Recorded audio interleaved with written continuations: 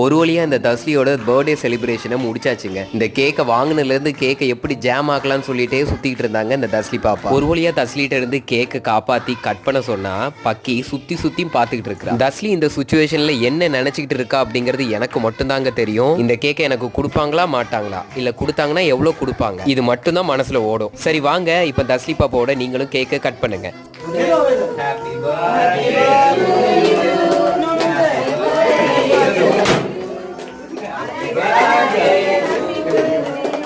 Happy birthday to you.